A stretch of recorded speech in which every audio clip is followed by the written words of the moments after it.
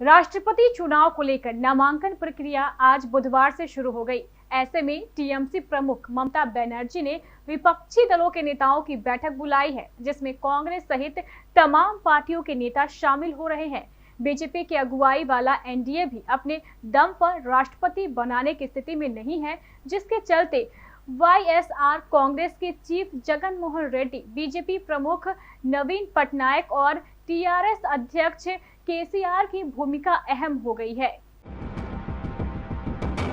राष्ट्रपति पद के लिए 18 जुलाई को होने वाले चुनाव के लिए बुधवार से अधिसूचना जारी हो रही है। राष्ट्रपति पद के नामांकन की प्रक्रिया शुरू होने के साथ ही सत्ता पक्ष और विपक्ष सक्रिय हो गए हैं। टीएमसी प्रमुख ममता बनर्जी ने विपक्षी दलों की बैठक दिल्ली में बुलाई है। वहीं कांग्रेस अध्यक्ष सोनिया गांधी ने मल्लिकार्जुन खड़गे को राष्ट्रपति चुनाव के लिए विपक्षी दलों के बीच सहमति बनाने का जिम्मा दे रखा है।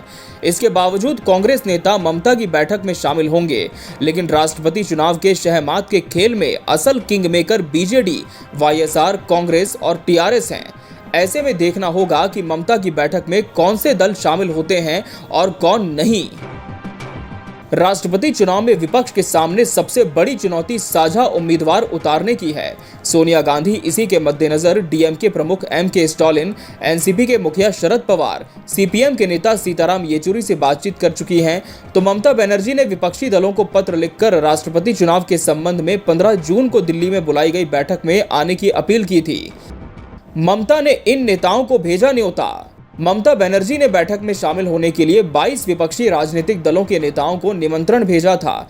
इनमें कांग्रेस अध्यक्ष सोनिया गांधी के अलावा दिल्ली के मुख्यमंत्री अरविंद केजरीवाल, ओडिशा के सीएम नवीन पटनायक, तेलंगाना के मुख्यमंत्री केसीआर, केरल के मुख्यमंत्री पी विजयन, आरजेडी अध्यक्ष लालू प्रसाद यादव, सीपीएम महासचिव सीताराम येचुरी, कर्नाटक के पूर्व मुख्यमंत्री एचडी कुमारस्वामी आदि शामिल हैं। ममता की बैठक में कांग्रेस की ओर से वरिष्ठ नेता मल्लिकार्जुन खड़गे, जयराम रमेश और रणदीप सिंह सुरजेवाला शामिल होंगे। समाजवादी पार्टी और राष्ट्रीय लोकदल के नेता भी इस बैठक में शिरकत करेंगे।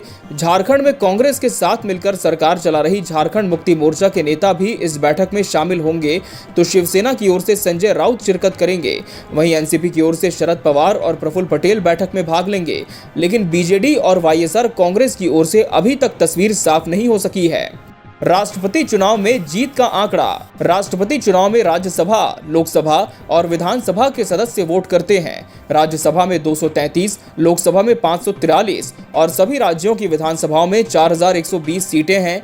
कुल मिलाकर इनकी संख्या 4896 हुई।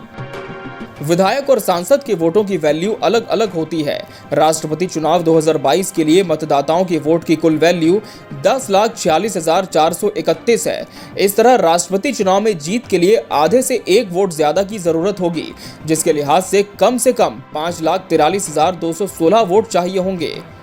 राष्ट्रपति चुनाव में भले ही बीजेपी के नेतृत्व वाले एनडीए का पल्ला भारी हो, लेकिन अपने उम्मीदवार को जीत दिलाने के लिए अन्य दलों के सहयोग की जरूरत होगी। बीजेपी और उसके सहयोगियों के पास कुल वोट का करीब 48% है। कुल वोट 10.86 लाख हैं, तो उसमें बीजेपी प्लस के पास 5.26 लाख वोट हैं। बहुमत का आंकड़ा 5.43 लाख है। केसीआर, बीजेडी और वाईएसआर की भूमिका अहम। वहीं कांग्रेस, डीएमके, शिवसेना, आरजेडी और एनसीपी के वोटों की वैल्यू 2.59 लाख है। इसके अलावा टीएमसी, सपा, आम आदमी पार्टी, केरल की left party, KCR, BJD, YSR Congress सहित बाकी विपक्षी दलों के कुल वोट 2,92,894 हैं। इस तरह से सारे विपक्ष के वोट मिला दें तो 51% से ज्यादा होते हैं। इस तरह से एनडीए से करीब 2% वोट ज्यादा है, जिसके चलते विपक्ष साझा उम्मीदवार के लिए मशक्कत कर रहा है। इस सूरत में केसीआर, बीजेडी और वाईएसआर की भूमिका अहम होगी। बैठक में आए तो बन सकती है बात। ममता बनर्जी ने बीजेडी के प्रमुख नवीन पटनायक और वाईएसआर कांग्रेस के चीफ जगन मोहन रेड्डी को भी निमंत्रण भेजा है। ऐसे में अगर ये दोनों ही दलों के नेता ममता बनर्जी द्वारा बुलाई गई बैठक में शामिल होते हैं, तो राष्ट्रपति चुनाव के लिए विपक्ष साझा उम्मीदवार उतारने की दिशा में अपने कदम बढ़ा सकता है। ऐसे में सभी की निगाहें बीजेडी और वाईएसआर कांग्रेस पर हैं कि वो क्या रुख अपनाते हैं।